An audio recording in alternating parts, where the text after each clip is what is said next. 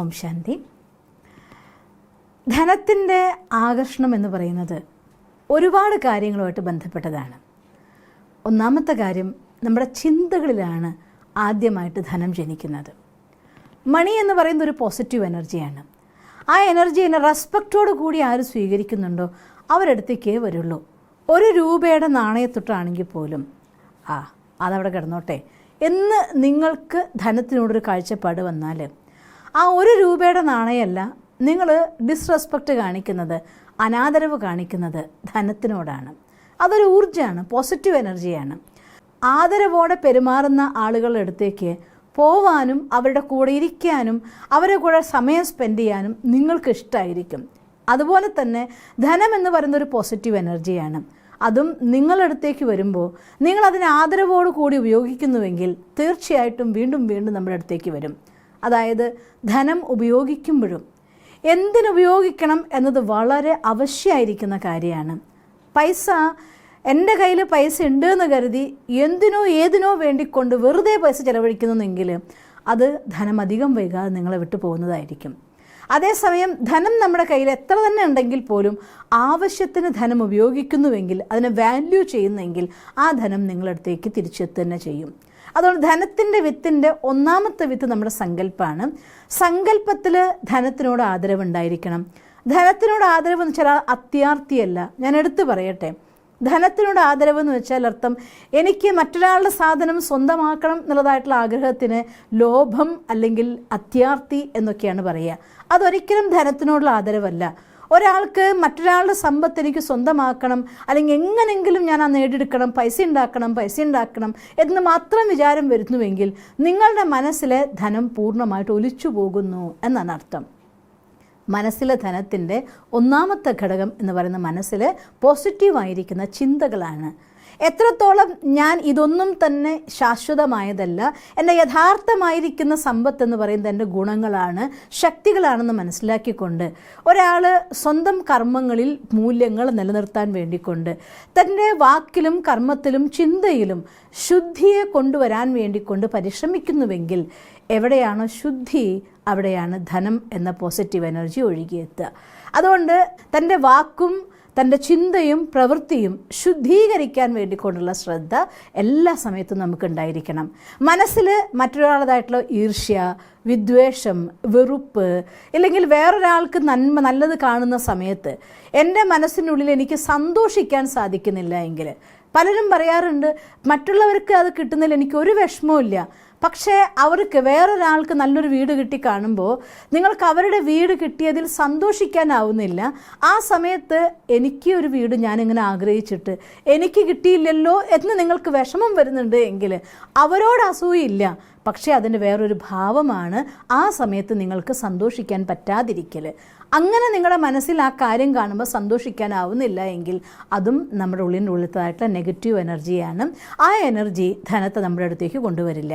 വേറെ ആർക്കെങ്കിലും ലൈഫിൽ എന്തെങ്കിലും ഹാപ്പി ആയിട്ടൊരു മൊമെൻറ്റ്സ് കാണുമ്പോൾ അവരെ കൂടെ ഹാപ്പി ആവാൻ പറ്റാതെ എനിക്കത് ആർജിക്കാൻ പറ്റാത്തതുള്ളതായിരിക്കുന്ന ഒരു ഫീലിംഗ് ആണ് നിങ്ങൾക്ക് ആ സമയത്ത് വരുന്നതെങ്കിൽ അത് നെഗറ്റീവ് എനർജിയാണ്. അത് നിങ്ങളുടെ ഉള്ളിലേക്ക് ധനത്തെ ആകർഷിക്കില്ല. ചുരുക്കം പറഞ്ഞാൽ 100% പോസിറ്റീവാണോ അവിടേക്ക് 100% പോസിറ്റീവായിട്ടുള്ള ധനം ഒഴുകി വരിക തന്നെ ചെയ്യും. അതുകൊണ്ട് തന്നെയാണ് പരമാത്മ ഈശ്വരി വിശ്വവിദ്യാലയത്തിൽ ദിവസവും ബ്രഹ്മമുഹൂർത്ത ധ്യാനവും അത് കഴിഞ്ഞ ശേഷം ഡെയിലി ക്ലാസ് എന്നൊരു സാധനമുണ്ട്. എല്ലാ ദിവസവും രാവിലെ 7 മുതൽ 8 വരെ അത് വരുന്ന ആളുകളുടെ സാഹചര്യവും സമയം അനുസരിച്ച് രാവിലെ വന്ന് അത് പഠിക്കാൻ പറ്റുമെങ്കിൽ ഏറ്റവും നല്ലത് ഈശ്വരൻ നമ്മളോട് സംസാരിക്കുന്ന നിമിഷങ്ങളാണ്. ആ സമയത്ത് ഭഗവാന്റെ സങ്കല്പങ്ങൾ നമ്മുടെ സങ്കല്പങ്ങളാക്കിക്കൊണ്ട് മനസ്സിനെ ശുദ്ധീകരിച്ചുകൊണ്ട് നിങ്ങൾക്ക് മുന്നേറാൻ സാധിക്കുമെങ്കിൽ നമ്മുടെ അടുത്തേക്കുള്ള ധനത്തിൻ്റെ പ്രവാഹം വളരെ ഈസി ആയിട്ട് വരും. ഇനി വേറൊരു ചെറിയ ആക്ഷൻ കൂടി ഞാൻ നിങ്ങൾക്കിന്ന് പറഞ്ഞു തരാൻ ആഗ്രഹിക്കുകയാണ്. ഒരു കോഡുണ്ട് 520 എന്തായിട്ടുള്ള നമ്പർ, 520 എന്തായിട്ടുള്ള നമ്പർ. അത് വളരെ വേഗത്തിൽ മണി അട്രാക്റ്റ് ചെയ്ത് വരുന്ന സാധനമാണ്. അത് ആ നമ്പർ മാത്രമല്ല, അത് 10 രൂപയുടെ നോട്ട് എടുത്ത് അതിലാണ് ചെയ്യുന്നതെങ്കിൽ എന്തുകൊണ്ടാണ് 10 രൂപ 100 രൂപ ചെയ്തുകൂടെ, നമുക്ക് വേണമെങ്കിൽ 500 നോട്ട് ചെയ്തുകൂടെ? അരുത്. എന്തുകൊണ്ടാണെന്ന് വെച്ചാൽ 1 എന്നതായിരിക്കും അക്കം. 1ഉം 0 ആകുമ്പോൾ ഏറ്റവും ചെറിയ വാല്യൂ മതി അത് സേവ് ചെയ്ത് വെക്കാൻ. പക്ഷേ ആ 10 രൂപ എന്നതായിട്ടുള്ള നോട്ട് നിങ്ങൾക്ക് ഒരുപാട് സമയത്തേക്ക് പോസിറ്റീവ് എനർജി തരുന്ന ഒരു കാരണമാക്കി മാറ്റാനുള്ളതായിരിക്കും ഒരു ചെറിയ വിദ്യ ഞാൻ നിങ്ങൾക്ക് പറഞ്ഞു തരികയാണ്. എന്തുകൊണ്ടാണത് പറഞ്ഞു തരുന്നത് വെച്ചാൽ, നമ്മളെ സംബന്ധിച്ചിടത്തോളം മനസ്സിൻ്റെ ഉള്ളിൽ നിന്ന് എല്ലാ നെഗറ്റിവിറ്റി ഇല്ലാതാക്കിക്കൊണ്ട് അട്രാക്റ്റ് ചെയ്യാൻ നോക്കുമ്പോഴത്തേക്കും സമയമെടുത്ത് പോയാൽ നിങ്ങളുടെ താൽക്കാലികമായിരിക്കുന്ന ആവശ്യങ്ങൾക്ക് നിങ്ങൾക്ക് പൈസ വരാൻ, പെട്ടെന്ന് ആകർഷിക്കപ്പെടാൻ വേണ്ടിക്കൊണ്ടൊരു വിദ്യ കൂടെ ഇതിൻ്റെ കൂടെ പറഞ്ഞു തരുന്നു എന്ന് മാത്രമേ ഉള്ളൂ. മെയിൻ ഞാൻ വീണ്ടും പറയുകയാണ് നിങ്ങളുടെ അടുത്ത്, എല്ലാ സാധനങ്ങളും ചെയ്യുന്ന സമയത്ത് നിങ്ങളുടെ എനർജിയാണ് നിങ്ങളിലേക്ക് ആ സാധനത്തെ കൊണ്ടുവരിക. അതുകൊണ്ട് ഇത് മാജിക് അല്ല, പക്ഷേ ഇത് നിങ്ങളുടെ ഉള്ളിലേക്ക് എനർജി കൊണ്ടുവരാൻ സഹായിക്കുന്ന സാധനം. നമ്മൾ മുളക് കഴിക്കുമ്പോൾ, ഉപ്പ് കഴിക്കുമ്പോൾ, മഞ്ഞൾ കഴിക്കുമ്പോൾ, ഈ മഞ്ഞൾ ശരീരത്തിൻ്റെ ഫുൾ ഫുഡായില്ല എങ്കിലും മഞ്ഞൾ ശരീരത്തിൻ്റെ ഉള്ളിലേക്ക് ചെല്ലുന്ന സമയത്ത് നമ്മുടെ ബ്ലഡിനെ ശുദ്ധീകരിക്കും പോലെ, നമ്മുടെ ശരീരത്തിനുള്ളിൽ പോസിറ്റീവ് എനർജി ഉണ്ടാക്കും പോലെ, നിങ്ങളുടെ ധനത്തിൻ്റെ പ്രവാഹത്തിലേക്ക് ഒരു പോസിറ്റീവ് എനർജി കൂട്ടാനുള്ളതായിട്ടുള്ള ഒരു ചെറിയ മണി അല്ലെങ്കിൽ ഒരു ചെറിയ മുത്ത്, അത്രയും ഒരു റൈച്ചലിന് പറയാനുള്ളൂ. പക്ഷേ തീർച്ചയായിട്ടും എൻ്റെ അനുഭവത്തിൽ 48 മണിക്കൂറിനുള്ളിൽ ഇതിൻ്റെ റിസൾട്ട് വന്നതായിട്ട് ഞാൻ അനുഭവിച്ചു. ചെയ്തു നോക്കിയ പലരും പറഞ്ഞു. അതുകൊണ്ട് നിങ്ങൾക്ക് ഈ കാര്യം പറഞ്ഞു തരാമെന്ന് വിചാരിച്ചു. 1 എന്നതായിരിക്കുന്ന നമ്പർ നിങ്ങൾക്കറിയാലോ, സൂര്യൻ്റെ നമ്പറാണെന്ന് പറയുന്നു. 1 എന്നത് ആ നമ്പർ ആ പരമാത്മാവിൻ്റെ നമ്പറാണ്.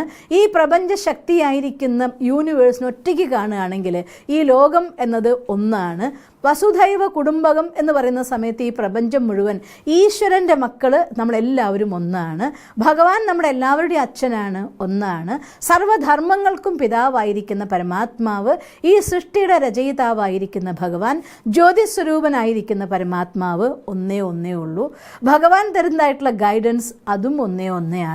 ഭഗവാന്റെ ഏറ്റവും ശ്രേഷ്ഠമായിരിക്കുന്ന രചന, സമ്പൂർണ്ണമായിരിക്കുന്ന യുഗം, സത്യയുഗം ഒന്നേ. അങ്ങനെ 1 എന്നതായിരിക്കുന്ന നമ്പർ ഒരുപാട് പ്രാധാന്യങ്ങളുണ്ട്. ഇനിയും പറയാൻ തുടങ്ങിയ കുറേ കാര്യങ്ങൾ നിങ്ങൾക്ക് പറഞ്ഞുതരാനുണ്ട്. എന്നാലും ഞാൻ ഇന്നത്തെ വീഡിയോൻ്റെ സമയപരിധി കുറവായതുകൊണ്ട് ചുരുക്കം വരെയാണ് ഞാൻ നിങ്ങളുടെ അടുത്ത്. അതുകൊണ്ട് എടുക്കേണ്ടത് ഒരു 10ൻ്റെ നോട്ടാണ്. ആ 10ൻ്റെ നോട്ട് എടുത്തിട്ട് പച്ച മഷി പെന്നുകൊണ്ട് എടുത്ത് പറയുകയാണ് ഞാൻ. പച്ച മഷി പെന്നുകൊണ്ട് അതിലെ വെള്ള ഭാഗം ഉണ്ടായിരിക്കുമല്ലോ, എഴുത്തില്ലാത്തതായിരിക്കുന്ന ഭാഗം, ആ ഭാഗത്ത് 520 എന്ന് എഴുതാം. സങ്കല്പിക്കുക, പവർഫുൾ ആയിക്കൊണ്ട് ഈ നമ്പർ മണി കോഡെന്നാണ് പറയുന്നത്. ഇത് എൻ്റെ അടുത്തേക്ക് മണി ആകർഷിച്ചു കൊണ്ടുവരാനുള്ള വിത്ത്, ധനത്തിൻ്റെ വിത്താക്കി ഞാൻ ഇതിനെ മാറ്റുകയാണെന്നുള്ള സങ്കല്പത്തിൽ എഴുതിയിട്ട്, അത് എഴുതി കഴിഞ്ഞോട് കാര്യം കഴിയുന്നില്ല. ആ പെൻ അടച്ചു വെച്ച ശേഷം കുറച്ച് സമയം മെഡിറ്റേഷൻ ചെയ്തിട്ട് വേണം ഈ പ്രോസസ്സ് ആരംഭിക്കാൻ. അതാദ്യം പറയുകയാണ്.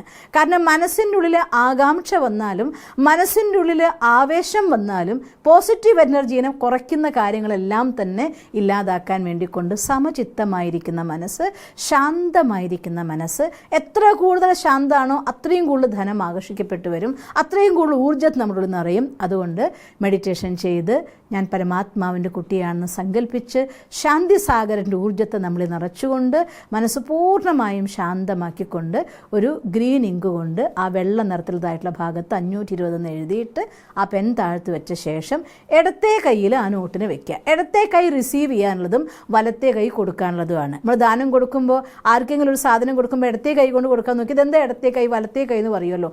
കൊടുക്കാനുള്ളത് വലത്തെ കൈയും എടുക്കാനുള്ളത്, റിസീവ് ചെയ്യാനുള്ളത് ഇടത്തെ കൈയുമാണ്. നമ്മുടെ ശ്വാസത്തിൻ്റെതായിട്ടുള്ള നിയമങ്ങളെക്കുറിച്ച് പഠിച്ചു നോക്കുമ്പോഴും ആ ശ്വസന ശാസ്ത്രം പറയുന്നത് തന്നെയാണ്, ഇടത്തെ മൂക്കിലൂടെ ശ്വാസം വരുന്ന സമയത്ത് നമ്മുടെ ചന്ദ്രനാഡി ഊർജം പവർഫുൾ ആവുന്ന സമയത്താണ് നമ്മുടെ സങ്കല്പങ്ങൾക്ക് ശക്തി. അതുകൊണ്ട് ഇടത്തെ കയ്യിൽ പിടിച്ച് വലത്തെ കൈ കൊണ്ട് ആ കയ്യിന് നോട്ടിന് പൊത്തി വയ്ക്കുക.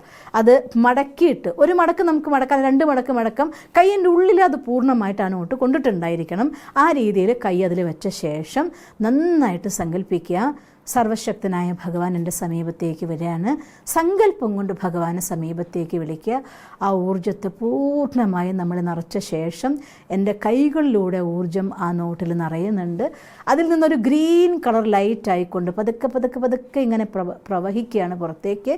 ആ നോട്ടിൽ നിന്നുള്ളതായിട്ടുള്ള ഊർജ്ജം ആ മുറിയിൽ നിറഞ്ഞ്, നിങ്ങളുടെ വീട്ടിൽ നിറഞ്ഞ് മുഴുവൻ പ്രപഞ്ചത്തിലേക്ക് പ്രവഹിച്ചുകൊണ്ടിരിക്കുകയാണ്. ആ പച്ച ഊർജ്ജം ഈ പ്രപഞ്ചത്തിൽ നിന്ന് എവിടെയെല്ലാം നിങ്ങൾക്ക് ധനത്തിൻ്റെ സ്രോതസ്സുകളുണ്ട് അതെല്ലാം ഓപ്പൺ ആവുകയാണ്. ജോലിയുടെ രൂപത്തിൽ, ചാൻസസിൻ്റെ രൂപത്തിൽ, പല പല രൂപങ്ങളിൽ എവിടെ നിന്നെല്ലാം നിങ്ങൾക്ക് ധനം കിട്ടാനുള്ള സ്രോതസ്സുകളുണ്ടോ അതെല്ലാം ഓപ്പൺ ആവുകയാണ്. നിങ്ങൾ അൺലിമിറ്റഡ് ആയിരിക്കുന്ന ഹാപ്പിനെസ്സും ധനവും ഒഴുകി വരികയാണ് എന്ന് സങ്കല്പിച്ച് കുറച്ച് സമയം, എത്ര സമയം കൂടുതൽ കോൺസെൻട്രേഷനോട് കൂടിയിട്ട് ഈ മണി കയ്യിൽ വെച്ചുകൊണ്ട് നിങ്ങൾക്ക് മെഡിറ്റേഷൻ ചെയ്യാൻ സാധിക്കുന്നു, അത്രയും അത് ചാർജ്ഡ് മണിയായി.